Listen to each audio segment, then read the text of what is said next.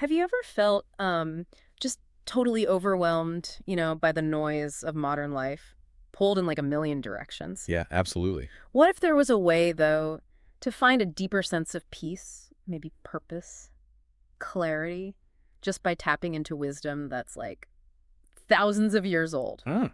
Welcome to the deep dive. This is your shortcut to being well informed. We take complex ideas, boil them down into surprising facts and insights you can actually use. And today we're really diving deep into what it means to, quote, think like a monk. Right. And this isn't about, giving up your whole life or all your stuff.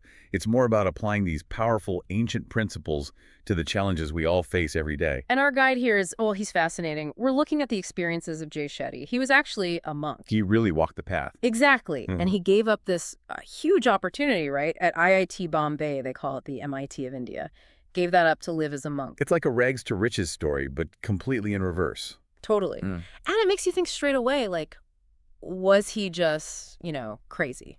Or was he onto something really profound? That's the big question, isn't it? And what's so interesting now is how much of this sort of ancient wisdom is actually being backed up by modern science. Okay, like how? Well, take this study from 2002, University of Wisconsin-Madison. They looked at a Tibetan monk, Yongey Mingyur Rinpoche. Mm-hmm. Scientists hooked him up to an EG, monitoring his brain. And the moment, like the instant he started meditating on compassion, Yeah. they saw this sudden and massive spike in brain activity. Whoa, massive, not just like a little blip. No, a huge undeniable spike. It shows these practices aren't just, feeling nice. Right. It's like a direct workout for your brain. Yeah. You're literally building mental muscles for things like compassion. So it's tangible. You can actually measure the change. Precisely. Yeah. Your mind needs training, just like your body does, to build these positive qualities. Mhm. Intentional training. Okay, so with that scientific backing, let's get into this core idea. The difference between the monkey mind and the monk mind. Right. This is fundamental. The monkey mind, I think we all know this one. Mm. It's that feeling, right? Overwhelmed, jumping between branches, like you're just coasting in the passenger seat of your own life. Always complaining, comparing, criticizing. Yep, and always looking for that quick fix, that short-term hit. Exactly. And the monk mind is the complete opposite. It's focused on the root of the problem. Living intentionally. Consciously. Yes. Yeah. And it's described as compassionate, caring, collaborative, aiming for long-term gain, not just the immediate buzz. It makes you pause and ask, doesn't it? Which one sounds more like you, or maybe who you want to be? It's a powerful question. And this brings us back to Jay Shetty's first day. He just shaved his head, not even in robes yet. Wow. And he sees this little kid monk, maybe 10 years old, teaching even younger kids, like 5-year-olds. So Jay asks him, what are you learning? And the kid asks Jay back, what did you learn on your first day of school? Letters, numbers. Usual stuff, yeah. Right. Then the kid monk reveals the very first thing they teach in monk school, before reading, before writing, is how to breathe. Breathing. Yeah. And the I reason... guess it's always with you. Exactly. Because the only thing that stays with you from the moment you're born until the moment you die is your breath. Huh. That's simple, but really profound. Yeah. It's the anchor, right? The ultimate anchor in all the chaos. Makes sense. So, okay, Jay's there, head shaved, starting this journey inwards, and one of the first big metaphors he learns is, your identity is a mirror covered with dust. Ooh, I like that. The dust. That's all the external stuff. Yeah, exactly. Other people's opinions, society's expectations, all the shoulds that pile up. Right, and you can't see your true reflection through all that dust. No. So clearing it, this, Setodarpan marginum. Yeah, that's the Sanskrit term. It means cleansing the mirror of the heart. Okay, cleansing the mirror. It might be uncomfortable, might sting a bit, like getting dust in your eyes. But it's essential, right, to see what's really underneath, to strip away the noise. It's tough, though, practically. We're bombarded with those shoulds. Like, remember Maria in West Side Story? Uh-huh. She only sings I Feel Pretty after a boy likes her. Her whole self-worth is tied to that external nod. That's a great example. It's all external validation. Contrast that with, say, Daniel Day-Lewis.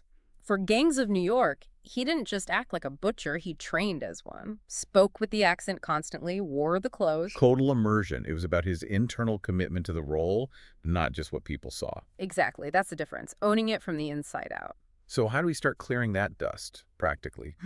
Auditing your values seems key. Right. The book suggests this exercise. grab a pen, write down your values. Things like, appearance, good grades, wealth. Okay. Then next to each one, write down where it came from. Media, parents, school, whatever. Tracing the origin. Yeah. And then the crucial part. Put a check mark next to the ones that genuinely feel like you, not just something you picked up along the way. That helps spot the values that just kind of Yeah, crept in by default, right? exactly. Forces you to ask, is this really me? And beyond values, our time and money. Mm-hmm. They tell the real story, don't they? Oh, absolutely. Think about it. An hour watching some TV show just flies by. Gone in a flash. But an hour having lunch with family sometimes feels like forever, right? Will this ever end? Guilty as charged sometimes, yeah. Or the coffee habit. Maybe $4 a day. That's nearly $1,500 a year. When you say, oh, I need it. But then maybe choosing healthier food, maybe an extra $1.50 a day, around $550 a day. Yeah. Suddenly that's too expensive or not worth it. It's a real uncomfortable gut check, isn't it? Do your spending habits actually line up with what you say matters most? That's the question. And once you start trying to align things, you hit these mental roadblocks, the cancers of the mind. Comparing, complaining, criticizing, the big three. Yeah.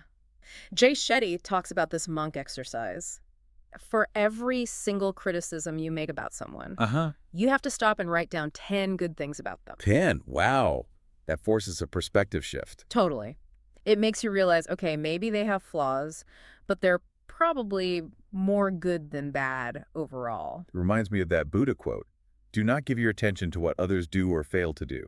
Give it to what you do or fail to do. Right. Focus on your own stuff, your responsibility. Which leads naturally into forgiveness, but a specific kind.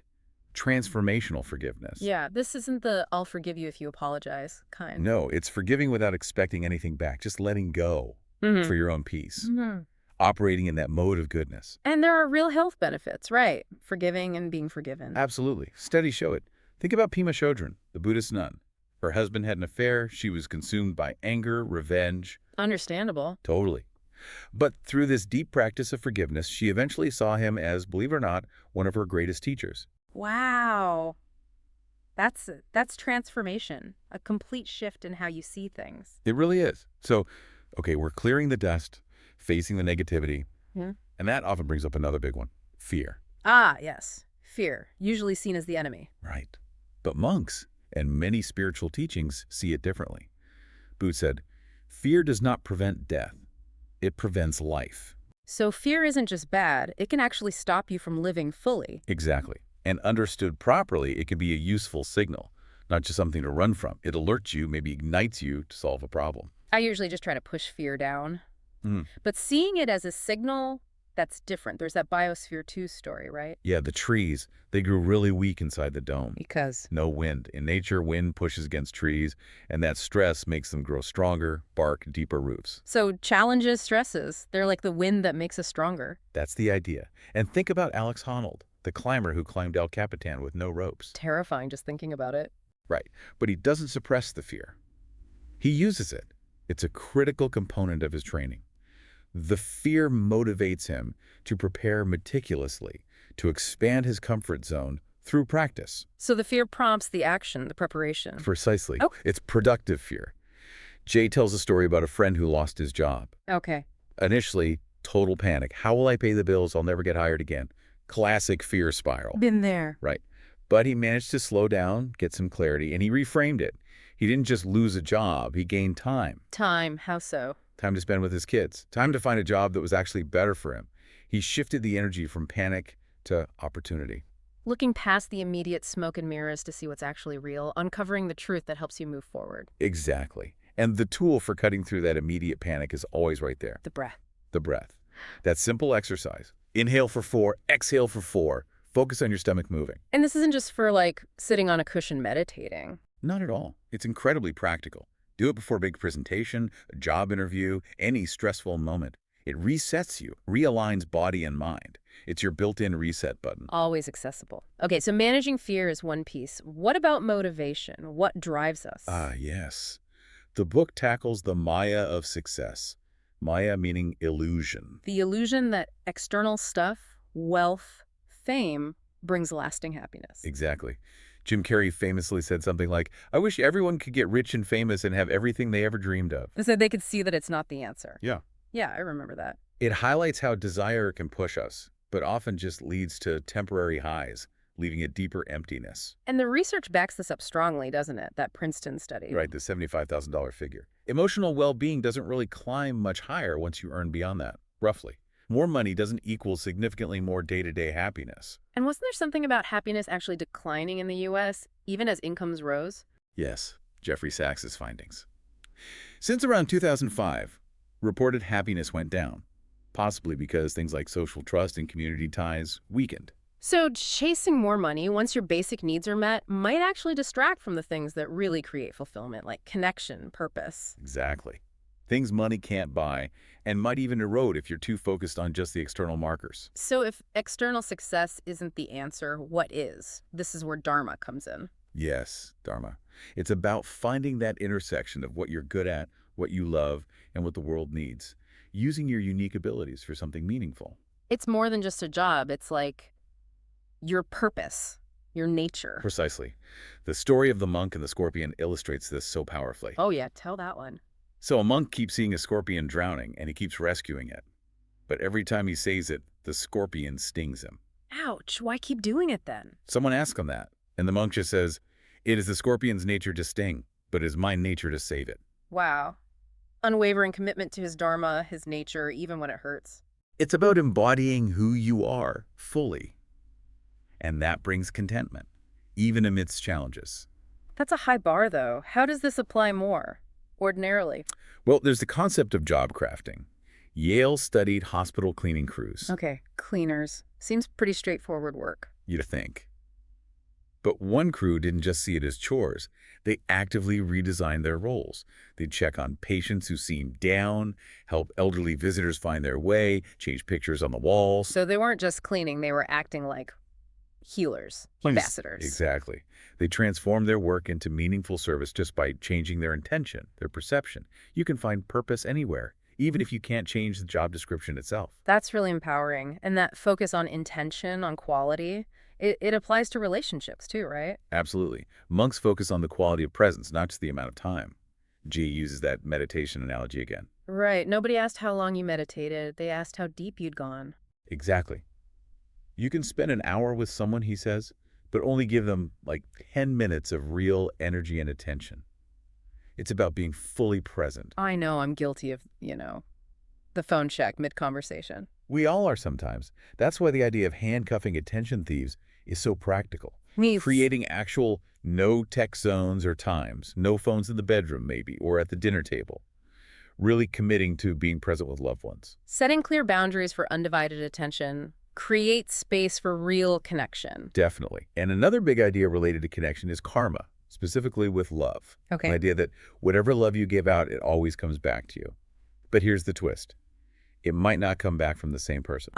So you give selflessly without expecting a direct return from that specific individual. Exactly. It reframes expectations. It's about the act of giving itself. If you feel unloved, the question becomes, am I giving love? Am I offering help as much as I ask for it? That flips the script from expecting to receive to focusing on what you put out there, which sounds a lot like seva. Precisely. Seva, selfless service. Giving just because it's the right thing to do, no strings attached. Jay Shetty talked about volunteering in Mumbai, right? Cooking for kids. Yeah, with the Annam Rita program. He apparently hated cooking. Huh. So why do it? Because seeing the radiating joy on the faces of those underprivileged kids getting a hot meal, it humbled him. He felt he got way more out of it than he put in. That feeling of connection, of making a difference, it outweighs the chore. Totally. And that connects to the salt in a glass versus salt in a lake metaphor. How does that go? Pain or any suffering is like a handful of salt. In a small glass of water, it makes the whole thing taste bitter, undrinkable. Right. But if you put that same handful of salt into a huge, expansive lake, you barely taste it. The saltiness diminishes. So the pain is the same, but the container changes. Exactly. The message is expand your senses, expand your world. Service helps us become the lake. It broadens our perspective, makes our own problems seem smaller, less consuming. Shifting focus from your own pain to others' needs, and that somehow lessens your own. It really does. And you don't have to save the whole world. Joanna Macy said it well. You don't need to do everything. Do what calls your heart. Effective action comes from love. Find what resonates with you personally. Yeah. Think about your own past struggles. Maybe you needed support or better education. Find a cause related to that pain.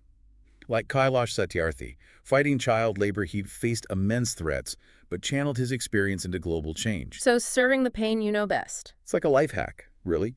It reduces fear, builds gratitude, and leads to a genuinely meaningful life. Wow.